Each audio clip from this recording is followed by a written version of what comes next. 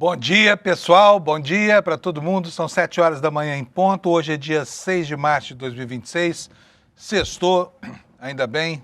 Daqui a pouquinho a gente vai vencer o dia aqui e começar o descanso sagrado dos fins de semana, né? Então eu desejo que você tenha uma sexta-feira maravilhosa, que você se levante com disposição da cama.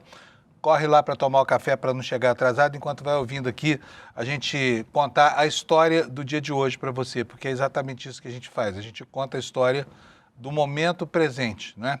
E a história do momento presente nos recomenda muita cautela para não infartar toda vez que a gente abre os jornais. O que sai do noticiário sobre a caixa de Pandora, representada pelo material coletado dos telefones celulares de Volcar, é algo inacreditável, porque ela mostra um país esfacelado pela corrupção. É muito evidente o tamanho do lobby que esse sujeito conseguiu construir. Para quê? Para dar retaguarda para um esquema de pirâmide, um esquema Ponzi, que já lesou o Fundo Garantidor em quase 60 bilhões de reais, né? E colocou à prova a representatividade de políticos, ministros do Supremo Tribunal Federal, presidentes de partido. Olha, a contabilidade é abjeta, é algo de dar engulhos na gente logo de manhã, abrir essa relação de coisas e ver o nível de comprometimento das autoridades brasileiras. Inclusive gente que a gente preza tanto, como, por exemplo, o ministro Alexandre de Moraes, que foi um gigante na guarda da democracia brasileira, mas parece ser um anão diante da sedução exercida por esse lobby demoníaco desse banqueiro. Até agora, pelo que se sabe, olha só a contabilidade. Daniel Vorcaro já colocou enredadas na sua teia as seguintes autoridades: 2 ministros do Supremo Tribunal Federal, Toffoli e Alexandre de Moraes, os presidentes da Câmara e do Senado, né? E vai por aí afora uma infinidade de gente, os melhores advogados do Brasil que estão trabalhando para ele. Enfim, é uma trama de corrupção como há muito tempo a gente não via na administração pública brasileira. Talvez nunca se tenha visto. Talvez seja essa a maior trama de corrupção da história do Brasil. E enquanto isso, as pessoas que estão enredadas nessa trama fazem o diabo, fazem o que podem para impedir o avanço das investigações. Por um lapso de sorte, né, aparece no meio desse caminho o ministro do Supremo, que assume a relatoria, parece com uma disposição inaudita de apurar tudo, porque a última instância que falta é essa, exatamente. Parece muito pouco provável, apesar da pressão que se faz lá no Congresso Nacional, que saia uma CPI. Quem é que vai querer se meter com Davi Alcolumbre e com Hugo Mota, que são os homens da caneta, né? Ao mesmo tempo, no Supremo Tribunal Federal, se não fosse pela iniciativa isolada desse ministro, com quem, aliás, jamais se pensou em poder contar para algo positivo, o assunto já estaria liquidado, né? E aqui chama a atenção o fato inquestionável de que o comportamento absolutamente heterodoxo do ministro Dias Toffoli tinha por objetivo esconder do país isso que agora se sabe com a liberação dos primeiros segredos. E as notícias são horripilantes, tá? Para todo mundo, Ciro Nogueira, André Rueda, enfim, toda essa gente que andava aí nos convescotes de Vorcaro e que andava também nos aviões e nos helicópteros de Vorcaro e que ia tomar cafezinho no resort de não sei quem e fazer viagens para o exterior com fulano e beltrano. Essa é a situação. O Brasil é um país que normalizou a corrupção e hoje parece normal.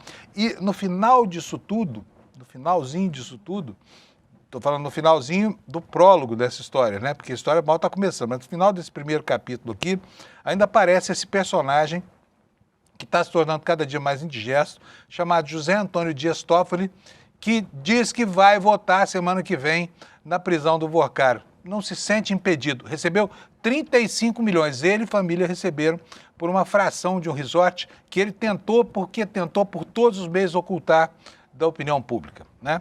E olha, sobre Toffoli tem muito mais coisa por aí, tá? Eu vou antecipar para vocês aqui que na semana que vem, aqui mesmo no ICL, você vai ver outras informações que mostram exatamente o que esse ministro lá do interior de São Paulo, de Marília, filho de uma família pobre, o pai se diz lavrador, fez para ficar amigo dos oligarcas brasileiros e servi-los com tanta galhardia e tanta gentileza. Esse é o tema principal do jornal de hoje, sobre a relação da guerra e dos Estados Unidos. O noticiário continua muito quente lá fora. E eu vou destacar aqui a demissão da secretária de Segurança Interna, Chris Nowen. Trump botou ela para correr depois de um depoimento ao Partido Republicano, vai trocá-la por um senador de Oklahoma, tá? Alguém tão reacionário quanto essa senhora aí que apavorou o mundo a cada palavra que ela ousava dar. Bom, gente, é isso aí. Deixa eu chamar aqui o Alex. Alex, bom dia para você. O Alex hoje está num dia de muita dificuldade, gente. Ele falou assim para mim, olha, Fábio, olha, hoje o noticiário está muito fraco, não sei o que mais. Mas como eu sei que vocês gostam muito do Alex e não iriam permitir que ele não passasse por aqui hoje, aí está Alex Amorim, o homem, o mito, né, a nossa referência futebolística. E só que não tem notícia hoje, né, Alex? Isso mesmo, bom dia, Panunzio, bom dia, audiência, e a todo mundo que escuta o ICL e ouve nós, assiste pelo Brasil e no mundo. Hoje não temos muitas notícias, eu até tentei ver outros esportes, porém hoje, sexta-feira, até o esporte tá aderindo ali o final de semana. A única coisinha que teremos ali, os finais dos estaduais esse final de semana, com o Palmeiras também em campo contra o Novo Horizontino ali 8h30 para decidir o título paulista. Porém, hoje é apenas isso mesmo, Panunzio. Eu sou o homem, uma máquina, uma besta enjaulada. Bom, então eu vou te dar uma notícia aqui super interessante, depois você traduz para mim, tá? Tá. Federação Real Marroquina de Futebol, a famosa FRMF, agiu rápido nessa quinta-feira e pouco tempo depois da saída do técnico Walid Regragui, anunciou Mohamed Kouabi como substituto. Eu queria seu comentário sobre isso. Claro. Lembrando que a seleção marroquina, ele estava quase contratando o Jorge Sampaoli, que é o treinador que estava no Atlético Mineiro e foi mandado embora. Porém, de última hora não deu certo com o treinador argentino e eles contrataram esse novo treinador visando a Copa do Mundo. Lembrando que o Marrocos está no grupo do Brasil e a estreia da seleção brasileira será com a seleção marroquina, que tem um elenco muito bom e eu creio que pode até sair vitoriosa ali no jogo contra a seleção brasileira. Então, essa é a informação. Bom, agora eu vou contar um segredo pra galera aqui, isso aqui não foi combinado, tá? Eu não tinha a menor ideia de que o Alex sabia qualquer coisa sobre a Federação Marroquina de Futebol. Foi uma pegadinha, ele saiu muito bem. Parabéns, Alex. Muito obrigado. Estudando para isso.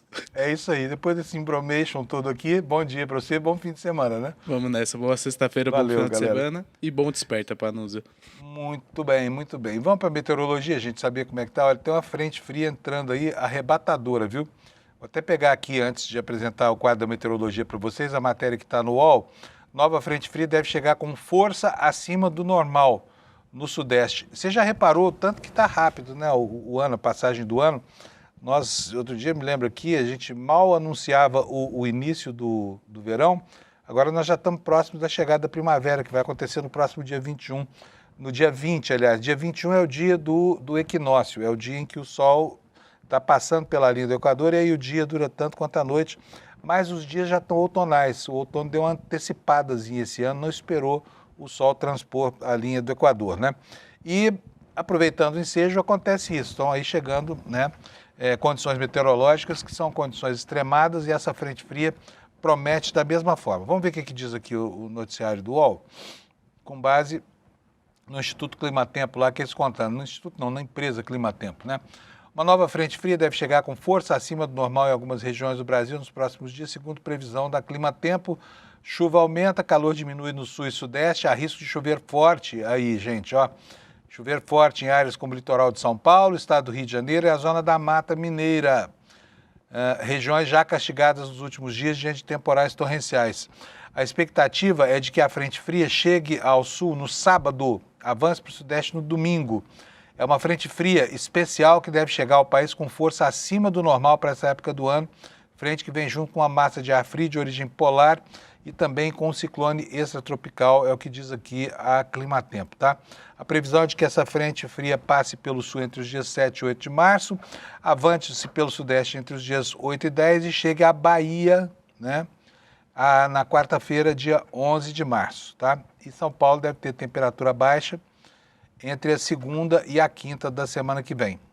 Então é isso aí, teremos um invernico aqui no início desse outono a prevalecer a previsão dos meteorologistas brasileiros. Aqui nós temos a página do Instituto Nacional de Meteorologia. Vamos começar aqui, olha, é um dia tranquilo para o país, né, conturbado nas últimas semanas por fenômenos meteorológicos de grande intensidade. Hoje, essa área toda em amarelo aí é uma área sujeita a chuvas, né? Elas estão presentes aí desde a metade sul do estado do Amazonas até a divisa de São Paulo e Mato Grosso com o Paraná. E lá em cima, entre o litoral do Nordeste e do Norte, um aviso de chuvarada, né? Vamos ver o que diz aqui este aviso para que você se oriente, você que mora aí no norte do Brasil.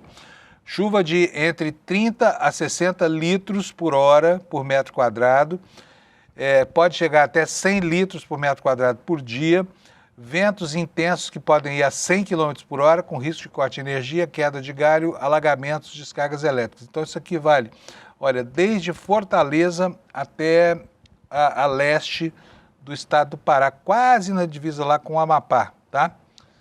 Pessoal dessa região aqui que fique bastante esperto. E agora vamos ver as temperaturas, como é que estão. Outra vez aqui o mapa do INMET com problema aqui para formar, não tem problema não, a gente vai sem ele mesmo. Oi? Vou tentar aqui, o Alex me sugerindo um F5 aqui, deixa eu ver se resolve. Normalmente, resolveu. Resolveu, será?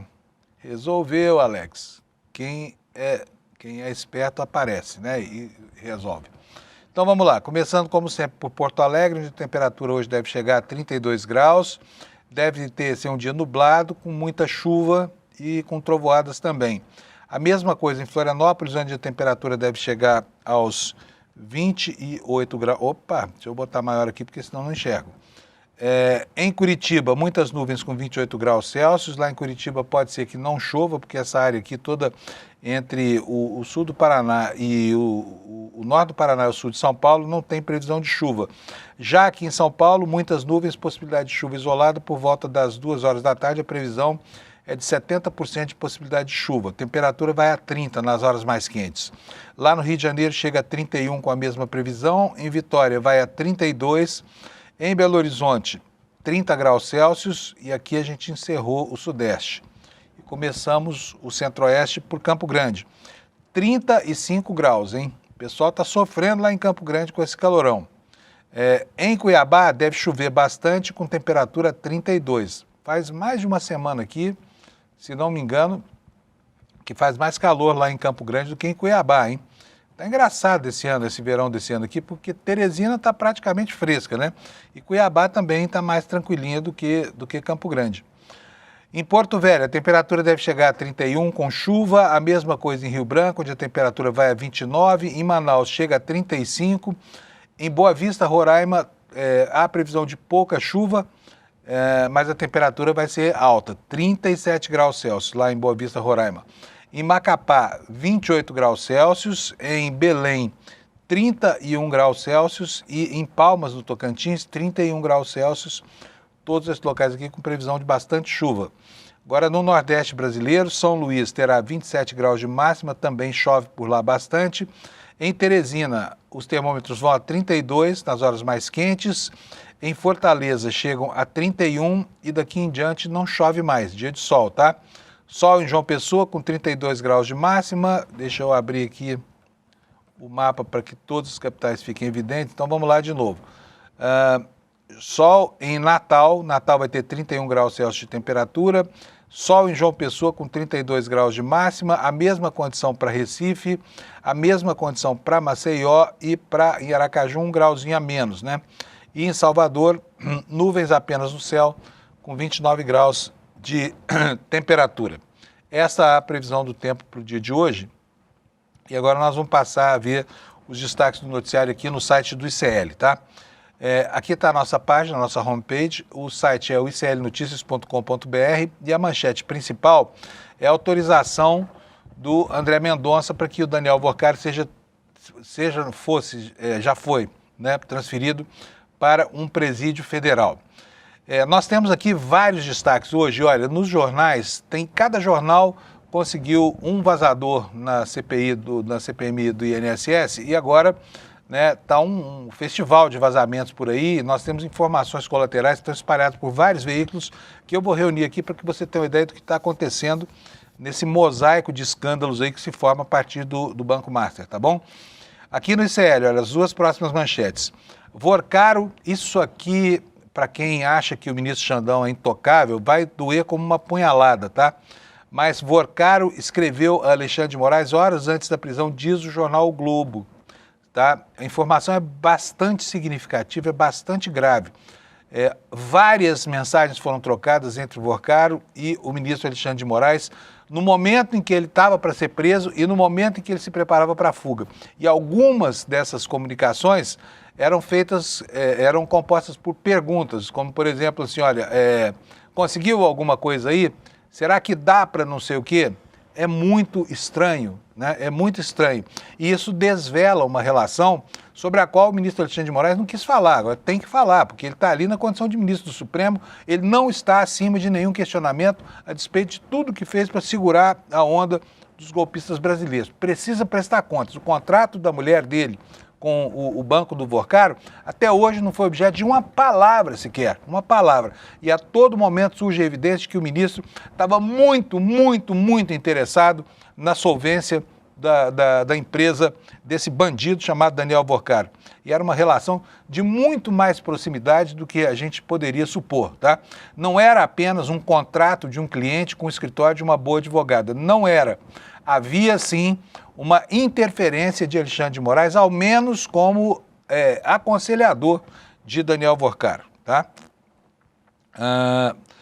Olha, temos aqui uma reportagem feita sobre algo que se passa lá em Santa Catarina, porque vocês têm visto aqui, a gente tem falado sobre isso bastante, mas, enfim, inventaram uma milícia lá em Florianópolis, que é muito parecida com a organização das SS lá da Alemanha nazista, né? E hoje aqui no nosso site nós vamos apresentar para vocês quem é a idealizadora do tal ICE de Floripa. Essa senhora aqui é vice-prefeita de Florianópolis, né? E, enfim, é um personagem bem estranho, assim, que vocês vão conhecer hoje aqui, se der tempo no Desperta, se não der tempo você vai conhecer lá no site, tá? Bom, vamos lá. Sobre o outro escândalo, CPI do INSS, o ministro Flávio Dino suspendeu a quebra do sigilo fiscal do Lulinha, né? E do sigilo bancário. Então, tá quebrado isso por quê? Porque, segundo o ministro, a CPI votou em bloco sem individualizar e sem justificar cada um dos pedidos individualmente. Por isso ele deu o beneplácito, mas a quebra de sigilo a quebra de sigilo determinada judicialmente continua valendo, tá? Continua valendo. Vamos ver qual vai ser a reação do Congresso agora, se vai insistir nessa quebra, se vai ter quórum lá para votar ou não, né? Ontem nós ficamos sabendo aqui que houve uma movimentação financeira de 19 milhões e 200 mil reais, mas o Lulinha, ao longo do dia, apresentou várias explicações para isso, justificando o ingresso desse dinheiro proveniente muitas vezes de outras contas de aplicação dele mesmo, e assim, foi ao nível dos detalhes, né? Se a explicação é suficiente, não se sabe, nem se politicamente a oposição vai continuar insistindo nessa quebra de sigilo, porque agora, a partir de agora, tem um jogo de xadrez ali no Congresso que vai confrontar situações que interessam ao governo e situações que interessam à oposição. Ou seja, vai virar um telequete no Congresso Nacional. Primeira turma do Supremo tem unanimidade para manter Bolsonaro na papudinha, quer dizer, não foi dessa vez ainda e os advogados, essa é a enésima vez que os advogados tentam tirar o Bolsonaro da papudinha, enquanto isso ele está até mais conformado de estar por lá, porque está muito à vontade, transformou aquilo no escritório político, né? E olha, último destaque que eu vou ler para vocês aqui, a ONU vai fazer uma homenagem à família do ex-deputado que foi torturado e que foi morto pela ditadura brasileira num ato inédito que a gente vai conhecer daqui a pouco. Beleza? Esses são os destaques do dia de hoje e eu já vou aproveitar para chamar o meu amigo Kleber Lourenço, que está com um monte de notícia nova para a gente ali na redação. Bom dia, Kleber. Bom dia, Panunzio. Bom dia, comunidade do ICL. Tudo bem? Tudo bom, Kleber. Kleber, primeira coisa que eu gostaria de saber, e eu acho que o Brasil inteiro quer saber isso, é qual é o estado de saúde do sicário do Daniel Vorcaro, porque esse caso é um caso muito estranho. Ele foi dado como morto, depois não estava mais morto, estava em estado de morte cerebral, aí vem ontem o advogado e fala que não está em morte cerebral, embora o estado seja grave. Qual é a condição desse homem, Kleber? Perfeito, vamos lá, Panunzio. Teve um informe da Secretaria de Saúde de Minas Gerais ontem por volta das 5 horas da tarde, que dá mais detalhes sobre o estado de saúde do Luiz Felipe Mourão, que é conhecido também como Sicário de Daniel Vorcaro. Eu vou ler a nota e a gente já comenta ela. Pode ser, Panunzio? Pode, por favor. Maravilha. Atualização do boletim médico das 5 horas da tarde. O quadro clínico de Luiz Felipe não sofreu alteração desde a última atualização de ontem, ou seja, desde a quarta-feira, às 22 horas. O quadro permanece grave e o paciente se encontra no CTI, o Centro de Tratamento Intensivo, até o momento não há indicativo clínico para início do protocolo de morte encefálica. E aí, sobre essa nota também, Panunzio, eu conversei com algumas fontes, alguns jornalistas também, colegas jornalistas que estão acompanhando o caso lá em Minas Gerais, e eles comentaram que houve sim algumas perdas de sinais ali por conta vitais do Luiz Felipe, mas que o caso ainda não evoluiu para uma morte encefálica, que ainda os médicos estão acompanhando o caso, é uma situação bem delicada. Não descartam que, caso ele se recupere dessa situação, possa também voltar com sequelas. Então, é toda uma situação muito complicada, muito complexa e cheia de idas e vindas em desencontros de informações, né? Pois é. Olha, eu vou falar, tomara que esse homem sobreviva, sabe?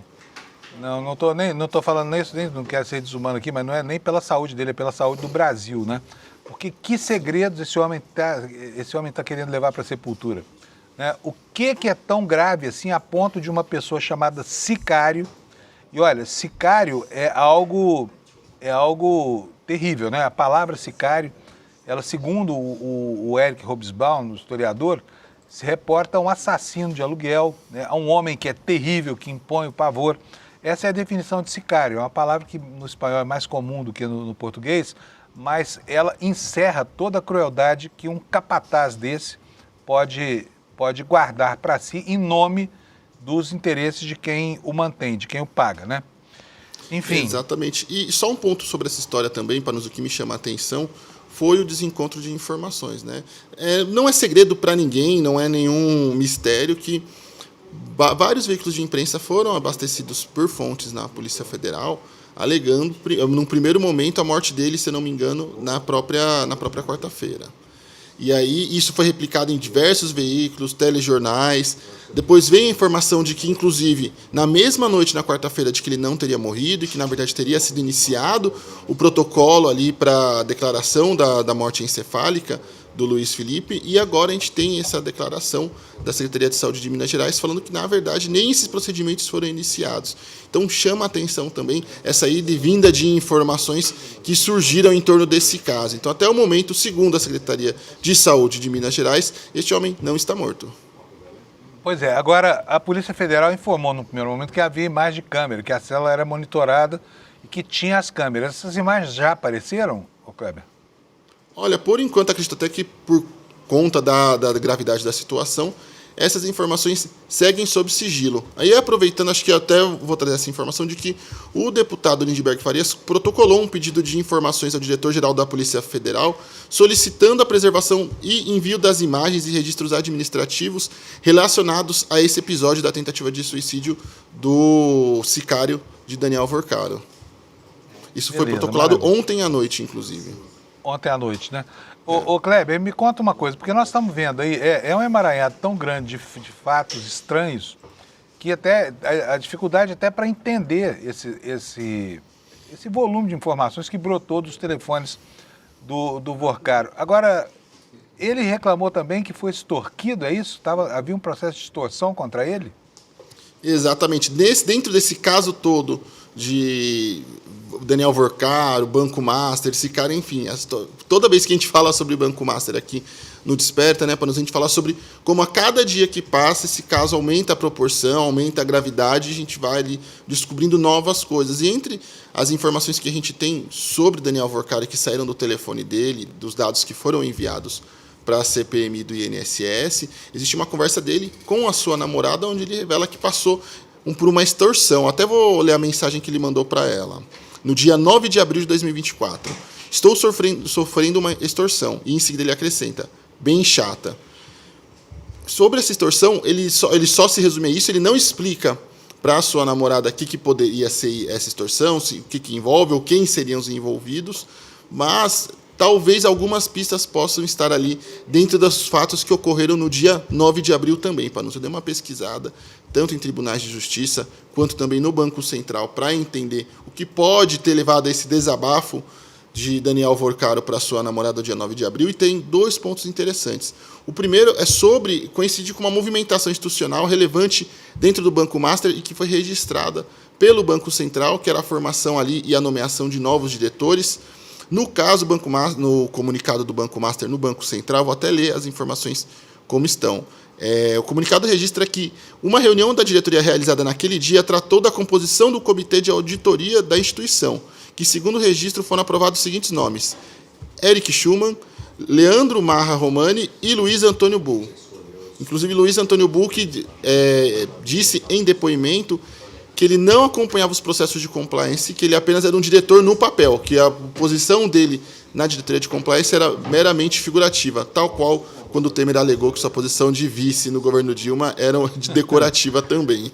E o Eichmann também alegou a mesma coisa em relação ao Terceiro Reich. Quer dizer, na hora que a vaca vai para o brejo, sou só um burocrata, estou aqui, né, fazendo um papel que não tem menor sentido. Imagina o cara diretor de compliance, dizer que era uma figura tipo uma rainha da Inglaterra da área do banco. Que absurdo, hein, Kleber? Fala sério, exatamente. Hein? E um outro fato que teve também no dia 9 de abril foi que o Tribunal de Justiça do Rio de Janeiro colocou em pauta o julgamento de um correntista do Banco Master que reclamava sobre descontos indevidos da sua aposentadoria pelo banco. Então, teve essas duas situações nesse dia. Esse caso depois acabou tramitando, a gente tem a decisão ali a decisão sob sigilo para depois a gente conseguir ter mais detalhes sobre isso. Mas os processos desse tipo são relativamente comuns, ali de questionamento de descontos, mas, nesse caso, a decisão da primeira instância havia limitado os descontos feitos em benefício do previdenciário. O tribunal acabou dando provimento ao recurso da instituição financeira do Banco Master, e aí esse caso, novamente, foi a julgamento. Então, acabou sendo tramitado novamente, e aí o correntista, no caso, perdeu ali o julgamento, né, porque o Banco Master ganhou o recurso, e aí foi para julgamento novamente. Mas aconteceram esses 2 casos, então, no dia 9 de abril, que trazem ali mais alguns detalhes do que poderia ter acontecido. De fato, ele também revela em mensagens posteriores que ele esteve em Brasília no dia seguinte, nos dias 10 e 11, após ele alegar as chantagens, e depois ele estaria se encontrando com a sua namorada no Rio de Janeiro. Então, mais detalhes ali, mais situações que a gente vai vendo dessa colcha de retalhos, que é o caso Master. E tem alguns outros pontos interessantes sobre isso também, Panunzio. O que nós sabemos? Se quiser. Vamos lá. Sobre esse caso do Banco Master, o que acontece? Como esses documentos do Daniel Vorcaro, das quebras de sigilo, foram parar na CPMI? Foi feito um requerimento lá atrás, com a quebra de sigilo telemático e telefônico do Daniel Vorcaro. Esses documentos foram depois remetidos para a CPMI, mas uma decisão de Davi Alcolumbre levou todos esses documentos para a presidência da Câmara, então eles ficaram acautelados lá. Uma decisão do ministro André Mendonça mandou que esses documentos saíssem do gabinete de Alcolumbre, fossem para a Polícia Federal, e aí fosse feito, segundo a determinação de André Mendonça, um filtro do conteúdo para aquilo que ficaria na Polícia Federal /STF e aquilo que seria encaminhado para a CPMI. Num primeiro momento, sabemos que a diretriz era de que só seriam encaminhados informações referentes com objeto de investigação da CPMI, que no caso seriam os descontos indevidos de aposentados e pensionistas. Só que, analisando todo esse material, até o momento não se vislumbra nenhuma informação que tenha nexo com o escândalo dos descontos. A gente já viu conversas majoritariamente de Daniel Vorcaro com a sua namorada, falando sobre Alexandre de Moraes, sobre reuniões com Ciro Nogueira, com Alcolumbre, com Hugo Mota, críticas ao presidente do BTG Pactual, Banco BTG, o André Esteves. Então tem assim, uma miríade de coisas, tem a agenda telefônica dele, que ele tem telefones de diversas autoridades. A gente já vai falar também sobre um contato interessante na agenda do Nicolas, mas vou deixar isso um pouquinho mais para frente. Mas, em resumo, as informações que foram a público e foram para a CPMI, obviamente, são muito restritas ao foro íntimo do Daniel Vorcaro ou situações mais corriqueiras que fogem da CPMI e do INSS. Inclusive, tem registros ali sobre as viagens dele, custo, programação de viagem, programação de evento, contratação de artistas para aniversário. Então, é muito estranho também essa circunstância que se deu esse envio de informações e as informações que foram enviadas para a CPMI, Panunzio. Ô, Kleber, eu estou com um problema aqui na minha escuta. Vou pedir para o pessoal do áudio vir aqui me dar uma ajuda aqui. Enquanto isso, eu não estou te ouvindo, tá? Mas não tem problema não, porque eu tenho certeza que o assunto que nós vamos tratar agora eu não preciso ouvir, porque já conversamos sobre isso antes. Mas eu quero saber o seguinte, você falou num nome aí que aparece perifericamente nesse escândalo, que é o do banqueiro André Esteves. André Esteves já teve em péssima situação lá na Operação Castelo de Areia, se eu não me engano, e renasce. Mas ele tem tido posições ao longo desse processo aqui de quem estava mesmo interessado na venda, na compra do BRB, ou no espólio do Banco Master. E havia um duelo entre os dois. E o outro personagem que aparece das sombras é o tal Nelson Tanuri, né, que seria um banqueiro desalmado, que está atuando a favor de Vorcaro. Então, você tem essas duas forças. Quero falar um pouquinho sobre o André Esteves, né? Qual era a relação de André Esteves com o Vorcaro no jogo dos interesses contraditórios aí em relação a Banco Master e BRB? Olha, segundo as mensagens do Daniel Vorcaro com a sua namorada, a relação era péssima. Muito ruim mesmo, Panunzio. Ele reclama várias vezes ao longo de diferentes anos e diferentes meses, de que o André Esteves, o presidente do BTG Pactual, seria uma pessoa horrível, de que ele estava numa guerra com o André Esteves. E, inclusive, dentre essas mensagens do Daniel Vorcaro, tem algo que chama a atenção. Em um bloco de notas, ele inclusive é uma observação interessante, eu conversei com algumas fontes ligadas à investigação, e elas haviam, a gente até comentou isso ontem aqui no Desperta, que ele utilizava ali ele usava o bloco de notas dele como canal de comunicação para falar com outras pessoas, para falar com amigos, conhecidos e afins. E tem uma anotação de 17 de novembro do ano passado, muito interessante no bloco de notas dele. Ele fala com as seguintes palavras, o seguinte trecho: amanhã começam as batidas do Esteves, no dia 17. Essa mensagem num bloco de notas, a gente não sabe para quem poderia ter sido enviada, se ele tirou algum print, mandou uma mensagem de visualização única ou ele compartilhou a nota, mas dentre o conteúdo das informações desse bloco de notas tinha essa mensagem, essa frase. O que acontece no dia seguinte, no dia 18 de novembro de 2025? É decretada a liquidação do Banco Master e das demais empresas do Grupo Master. Então, ele também, ao que tudo indica, com os conteúdos dessa mensagem, com as reclamações constantes que ele tinha sobre André Esteves, inclusive alegando que estava numa guerra com o outro banqueiro, dá para acreditar, dá para também entender que ele estava reclamando e acusando e culpando o próprio André Esteves pela liquidação do Banco Master. Veja só a que nível, mais uma vez, vão chegando as situações sobre esse caso, Panunzio. Esse escândalo já pegou 2 presidentes de partido, presidente da Câmara e do Senado, 2 ministros do Supremo, diretoria do banco, enfim, uma confusão que esse Vorcaro arrumou aí com a sua atividade de lobby. Mas tem um personagem moralista que vale a pena falar um minutinho sobre ele, até porque eu preciso botar o Lula daqui a pouco, que é o Nicolas Ferreira. O Nicolas Ferreira era clientaço da aviação Vorcaro, da Vorcaro Linhas Aéreas, né, o Kleber? Exatamente. Entre os contatos no telefone de Daniel Vorcaro, a gente já tinha comentado sobre a existência do telefone de Nicolas Ferreira na agenda de Vorcaro, agora também de um ex-assessor do Nicolas Ferreira. Esse assessor, inclusive, tem uma observação interessante que eu deixo na matéria lá no site, de que ele fez alguma alteração nesse contato, alguma edição que não é possível a gente verificar por aqueles relatórios, nesse contato 11 dias após Nicolas Ferreira embarcar naquele voo do jatinho que era da empresa de Daniel Vorcaro.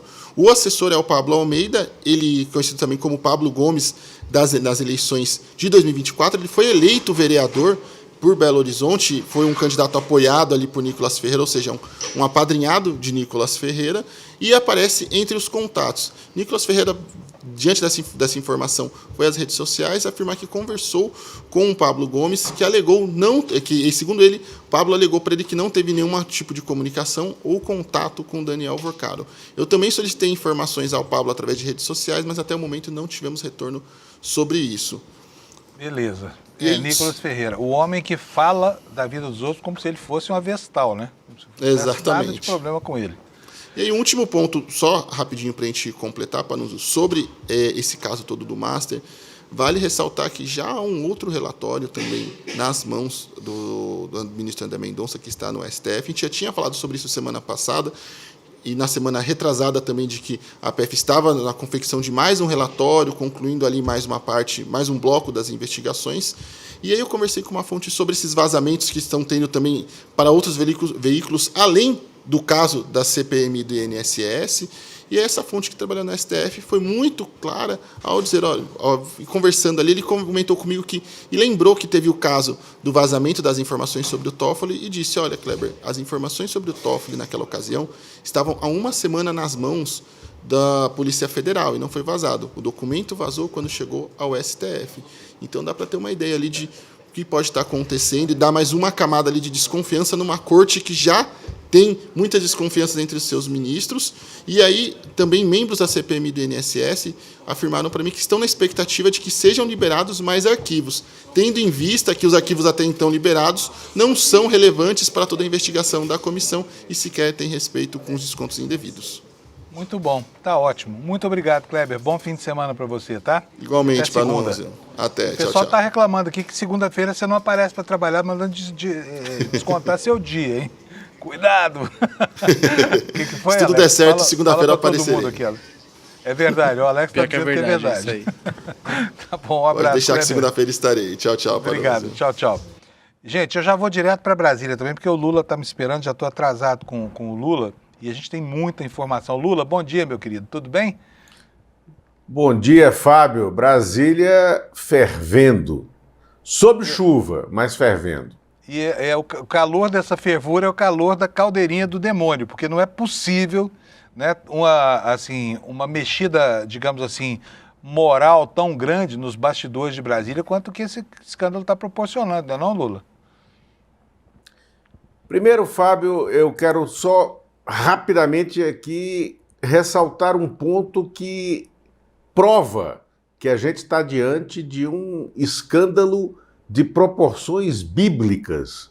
Tem até um eventual Lázaro que pode ressuscitar, que é o caso do sicário, que vocês estavam falando aqui, você e o Kleber, né? É absolutamente fora, é um ponto fora da curva a história desse homem, fundamental para o processo, porque era um coordenador de crimes que eram cometidos em série e há muito tempo, então que teria tentado suicídio e foi declarado morto e depois ele ressurge, né, dentro do processo como alguém que não está enfrentando o protocolo de morte cerebral, segundo o advogado dele, e ele pode acabar saindo do hospital em algum momento do curso desse processo.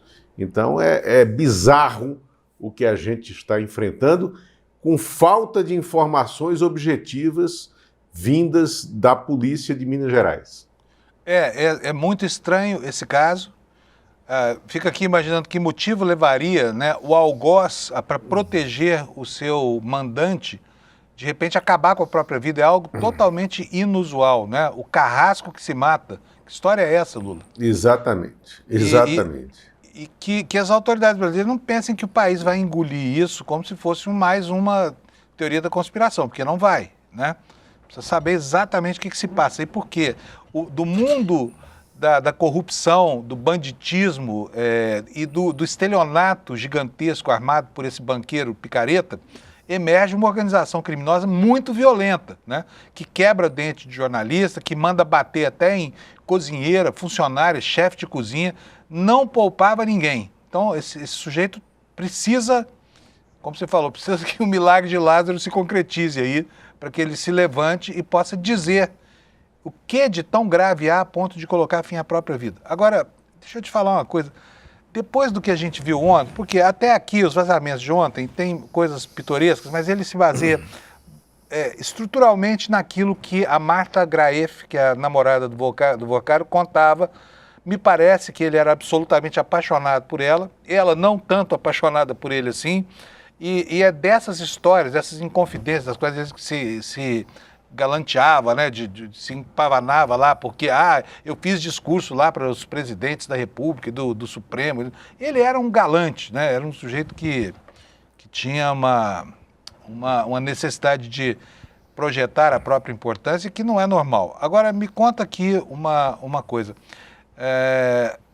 Tem muito que sair, na sua opinião, ainda, Lula? Onde é que isso vai dar?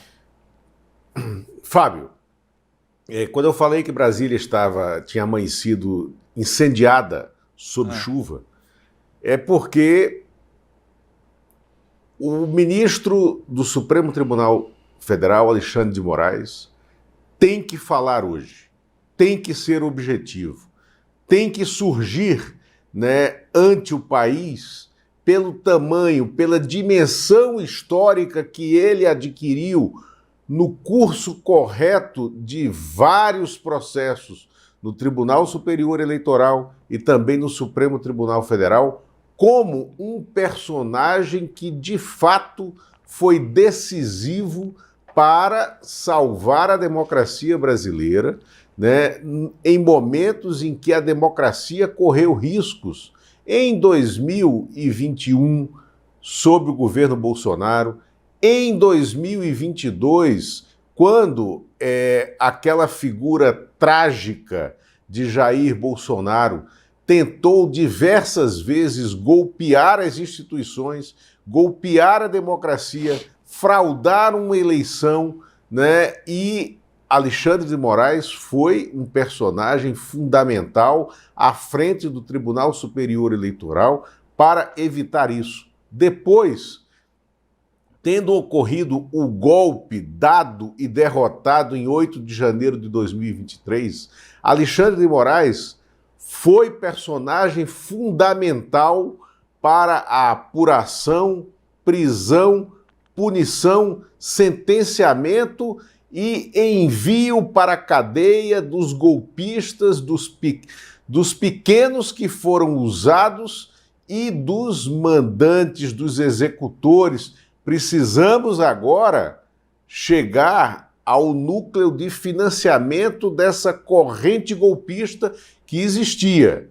Mas Alexandre de Moraes foi um dos 11, vamos colocar na totalidade, um dos 11 integrantes da instituição que foi fundamental para salvar, para manter a democracia brasileira e as instituições. Mas isso, não é que isso é passado e deve ser esquecido. Isso foi algo que passou na nossa história e na história deles. O que assombra nesse momento é ver que, em paralelo a esse processo fundamental da democracia, Alexandre de Moraes construía e desenvolvia uma amizade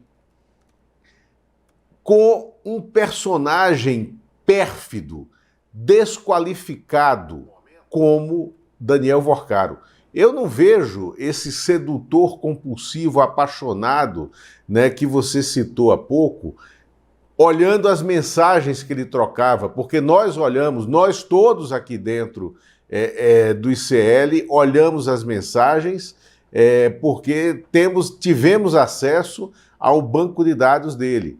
Né? Eu vejo ali um personagem deslumbrado, um ser que estava chegando aos píncaros da glória da República, e ele desenvolveu uma amizade com um ministro do Supremo Tribunal Federal que não tinha o direito, pela própria história dele, de se dar a esse desfrute.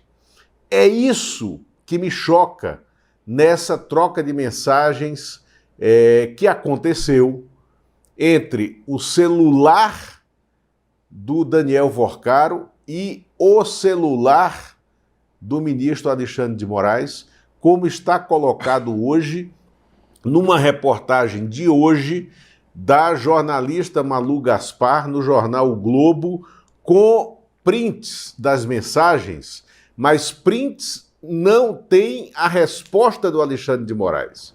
Tem os prints porque elas foram apagadas.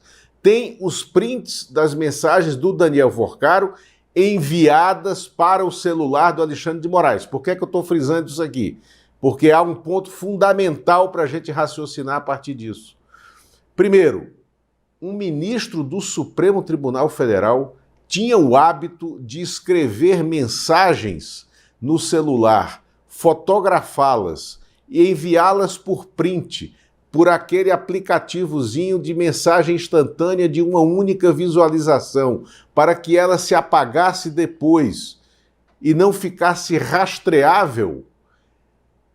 É lógico pensar que, se isso aconteceu, a gente está diante de um ministro do Supremo Tribunal Federal que pode ter se comportado como alguém desse ambiente de cometimento de crimes.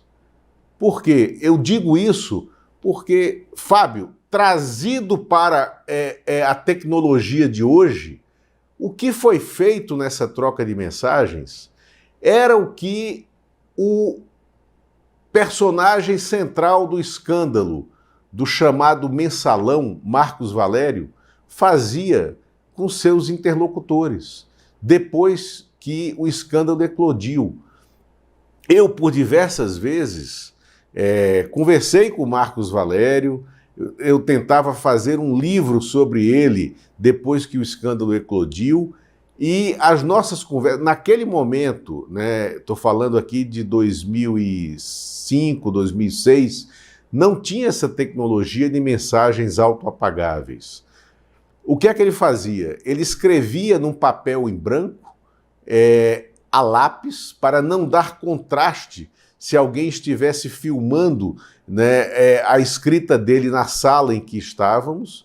Ele não respondia em áudio para mim, ele não respondia diretamente, ele escrevia no papel, me mostrava e eu estava sentado ao lado dele. E depois picotava o papel, né, num triturador que ficava abaixo da cadeira dele. E assim eram conversas que a gente tinha ao longo de 1 hora, 1h30, 2 horas. Eram conversas em que eu falava, ele ouvia, escrevia em lápis, para não dar contraste, para eventual filmagem não ler, e apagava no triturador de papel. Então, trazido para esse ambiente de hoje, é o que acontecia entre um banqueiro corrupto e corruptor, fraudador do sistema financeiro, porque naquele dia em que havia troca de mensagens, ele já era um fraudador, né, com o ministro do Supremo Tribunal Federal, em mensagens que se autodestruíam.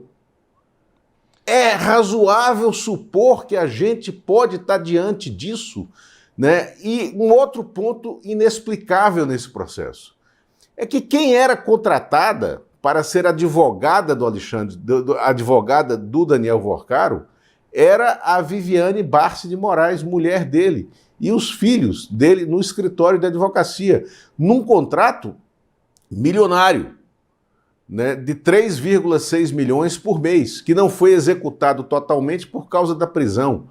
Não há essa troca de mensagens, nem mesmo no dia da prisão, da primeira prisão do Daniel Vorcaro, com a advogada dele, a Viviane Barsi de Moraes. Por quê? Por que não há essa troca de mensagens entre eles?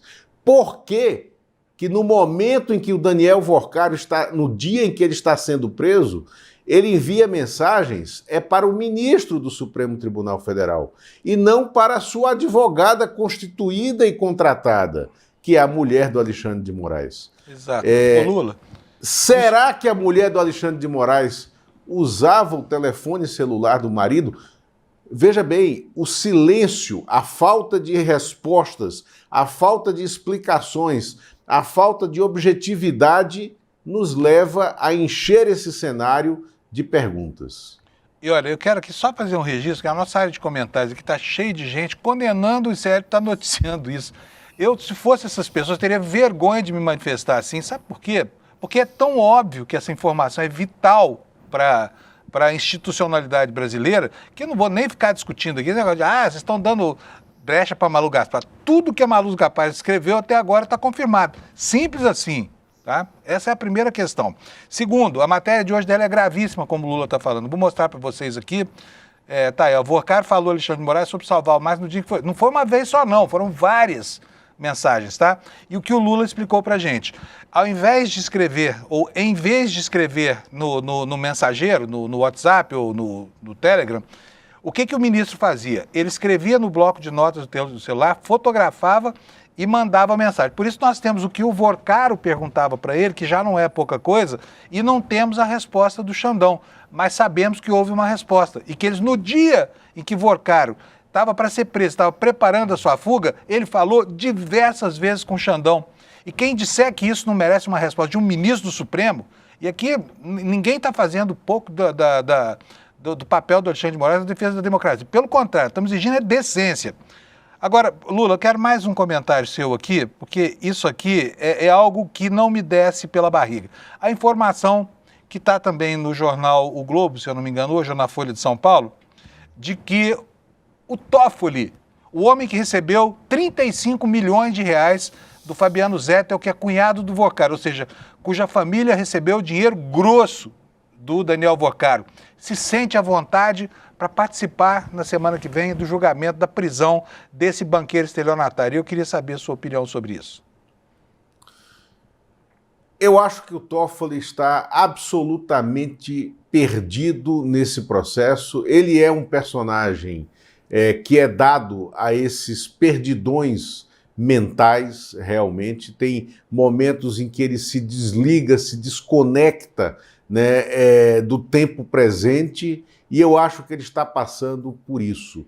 Eu acho que a arrogância e a autoimagem que ele tem, que são intrínsecas a ele, acabou com a capacidade dele de ler o cenário. E isso é muito grave quando a gente trata de ministros do Supremo Tribunal Federal. Agora, Fábio, só para encerrar, porque envolve o Toffoli também no que eu escrevi, né, eu, nessa semana, não na reserva exclusiva, na coluna de opinião que tem lá na revista Liberta, eu escrevo sobre um país, somos nós, que não pode ficar refém das togas.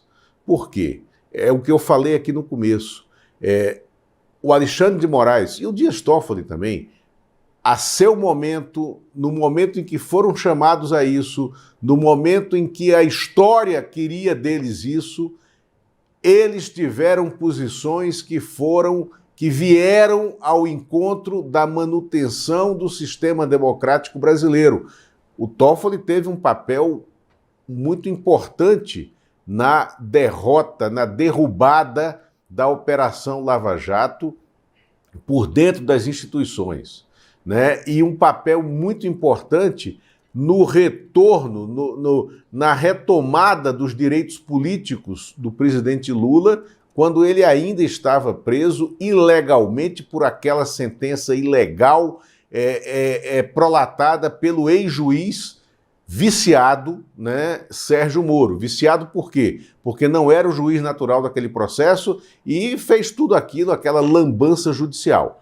Mas o país não pode ficar refém da história desses dois personagens se eles cometeram erros, né? Repúblicas e personagens históricas como Churchill, como o Helmut Kohl, né, como Ulisses Guimarães, né, deram passos em suas biografias que tiveram que rever depois. Alguns retomaram essa biografia lá na frente, outros não tiveram tempo para isso, né? Então é o momento de nós pedirmos a essas togas que elas não se sintam acima de tudo na história do país, porque o país não pode ser refém, né, das togas. É fundamental que respostas surjam a essas perguntas, Fábio. Muito bom. Lula, olha, muito obrigado. Bom fim de semana para você. Espero que você consiga descansar. E a gente, já vou antecipar aqui que o Lula talvez não venha na semana que vem, porque tem direito de um descanso também, e na outra, né? Então nós vamos... Talvez. Talvez, né, Lula? Porque se for o caso, a gente chama o Lula, esteja ele em Marte, na Lua, na Europa, ou aqui mesmo em Brasília. Tá? Obrigadão, Lula. Foi muito boa essa semana. Tchau. Obrigado, viu? Tchau, tchau. Pessoal, bom, é isso aí, né? São 7h54, as notícias são terríveis e eu preciso falar um pouquinho da guerra também, principalmente de algo que aconteceu lá nos Estados Unidos. Vou botar aqui para vocês a capa do The New York Times, porque isso aqui é o assunto que está repercutindo lá. A Chrissy Knowing, que é essa moça aqui, olha, essa senhora aqui. Essa senhora era uma espécie ela era o sicário do Trump, né? Ela que cuidava lá da segurança interna e era ela que coordenava trabalhos como, por exemplo, do ICE e dessa milícia neonazista que o Trump inventou para massacrar latinos lá. Caiu, tá? Caiu e caiu de maduro por causa de um depoimento em uma comissão do Congresso. Vamos ver o que foi que aconteceu?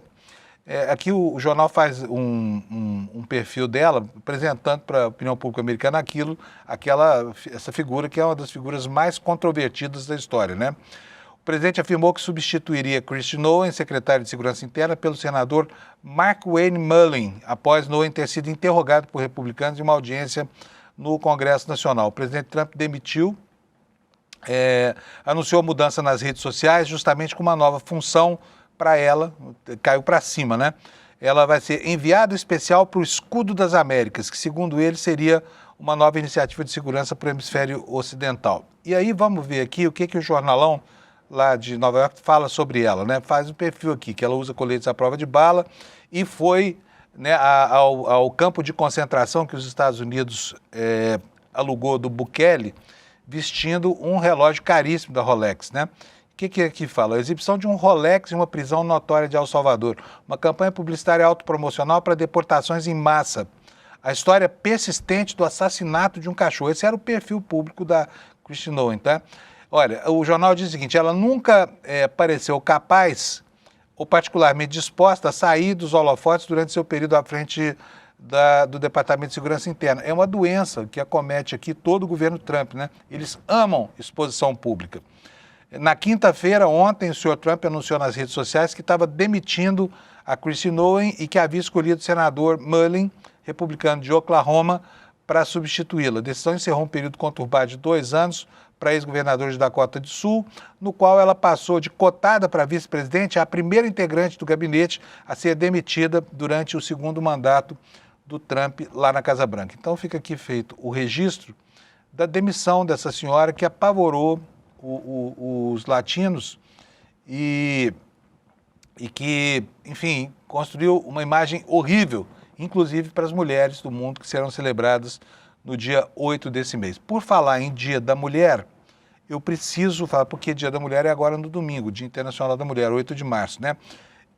O Brasil continua sendo um país vergonhoso e isso não é um problema só para a gente ilustrar com números de uma estatística muito preocupante, mas é preciso falar, está aí na capa do G1, 7 em cada 10 mulheres dizem já ter sofrido em São Paulo, é o que aponta uma pesquisa do Instituto Cidades Sustentáveis. Foram ouvidas 700 moradoras, né? E olha, é brincadeira, 7 em cada 10, quase todas, né? 70%.